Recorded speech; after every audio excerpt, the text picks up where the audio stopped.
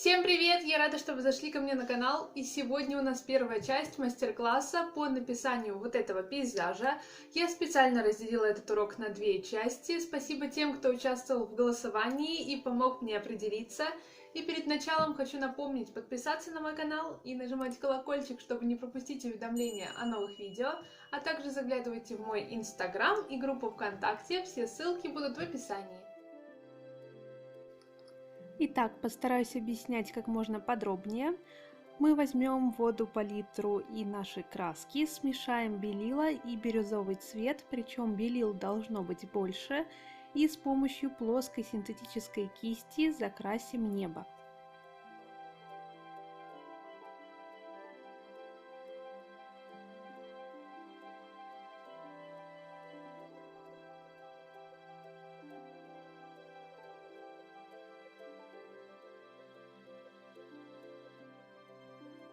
На нашем рисунке будет 3 горы. Вы можете видеть посередине это самая дальняя, и слева и справа еще по одной.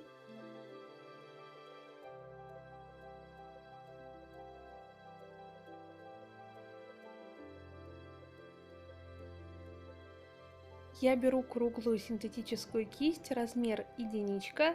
Мне он подходит для моего формата 18 на 24. Вы должны отталкиваться от своего формата листа. То есть, если у вас размер больше, то и берите кисточку покрупнее. В предыдущий замес я добавила капельку фиолетовой краски и начинаю намечать теневые участки горы. Вообще, все, что касается гор, я делаю достаточно хаотично, то есть все последующие цвета я наношу туда, куда мне хочется это сделать в этот момент. Я особо долго не задумываюсь над этим, и тогда мне кажется, что рисунок получается более естественным. Вот сейчас я добавила еще немного бирюзового и еще больше затемню. Еще советую наносить мазки разных размеров.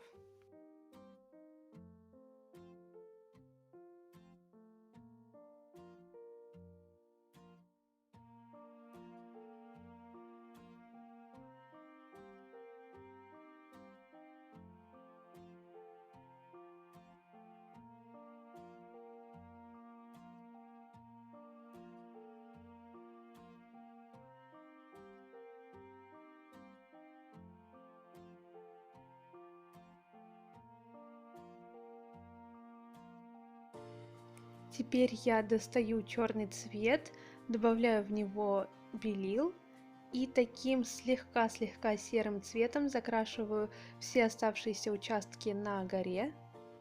Дальше нам остается только играть с тенями. Вы можете добавлять разные оттенки синего, фиолетового, серого. Чем больше вы добавите разных цветов, тем интереснее будет выглядеть ваша работа. Но старайтесь очень долго не прорабатывать один какой-то объект. Во-первых, эта гора у нас находится вдали, и, следовательно, она не требует прям глубокой проработки. А во-вторых, вы быстро устанете и уже не захотите рисовать остальные элементы. Если, конечно, вы не любите растянуть удовольствие и рисовать, например, одну картину неделю, есть такие люди, я не имею ничего против. Но лично я устаю рисовать долго одну и ту же работу. Кстати, хотела напомнить, если вы вдруг новичок, наткнулись на мое видео, но у вас вызывает сложность смешивания цветов, и вообще вы боитесь красок и не знаете, какую кисть лучше выбрать, то советую вам посмотреть мой бесплатный курс обучения рисованию с нуля. Я там все вам подробно расскажу и покажу, ссылка будет в описании.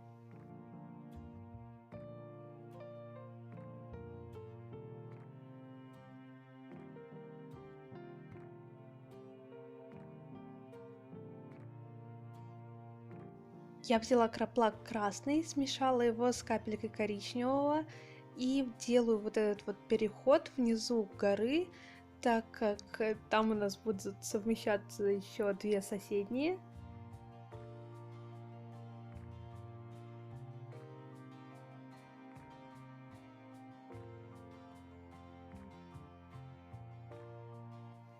Далее мы, в принципе, работаем по тому же плану, то есть наносим поочередно различные цвета.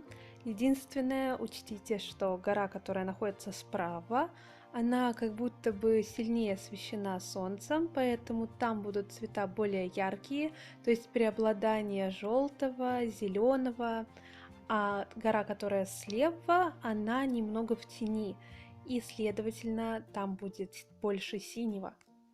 Знаю, что звучит все это немного скомканно, но если вы будете внимательно смотреть видео, то все поймете. Некоторые моменты проще показать, чем объяснить. Также обратите внимание, что я использую тут тот же прием, что в прошлом уроке, где тоже были горы. Я развожу краски водой, не то чтобы прям совсем до акварельного состояния, но все-таки воды добавляю много. И стараюсь сделать более-менее плавные переходы от темного к светлому. Не забывайте про эффект наслаивания или многослойности, даже не знаю, как его назвать, но сначала нанесите какой-то базовый цвет с использованием воды, чтобы он не был слишком ярким, а потом поверх уже добавляйте более плотные мазки разных цветов. Сегодня мы нарисуем с вами только верхнюю часть картины, то есть горы, потому что в действительности они заняли половину рабочего времени, так что уделяем им внимание, хорошо их прорисовываем, а на следующем занятии уже завершим нашу работу. Я вам обещаю, что вторая часть будет гораздо проще.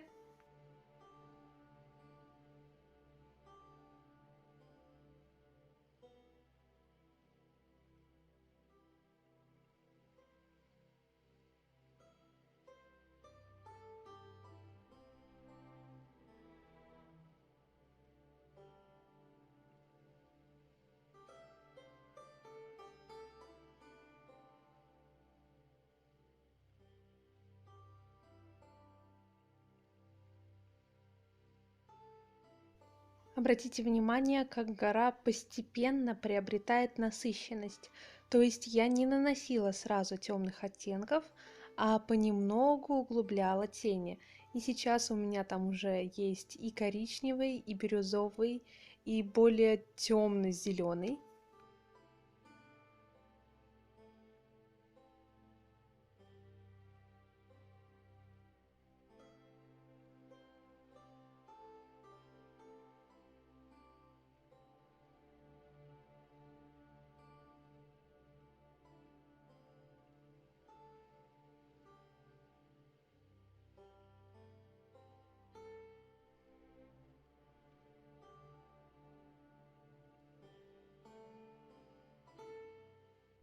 Теперь гора слева. Я уже сказала, что она у нас в тени, поэтому на ней будет больше темных цветов. И сначала верхушку я просто закрашиваю синим цветом. Снова берем плоскую синтетическую кисть и делаем намеки на лес.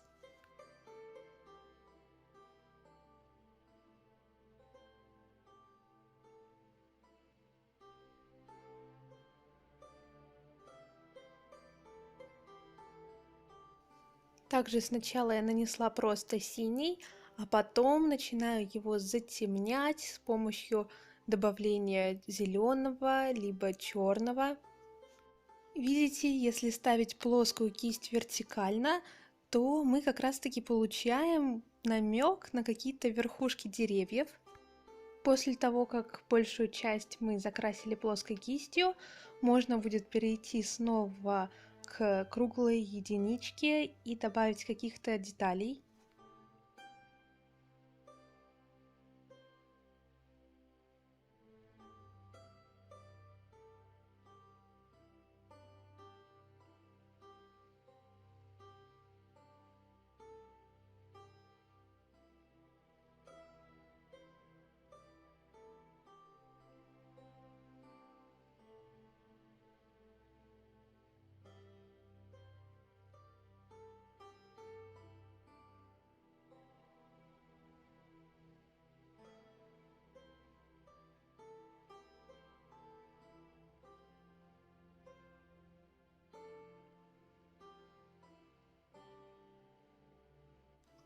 Можно, кстати, подумать о том, что левая гора у нас разбита на две части, то есть это верхняя темная часть, где лес в тени, где мы использовали синий, черный и темно-зеленый.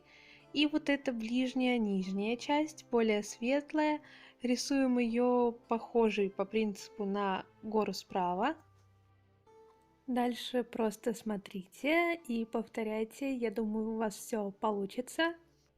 А я вернусь к вам во второй части этого мастер-класса.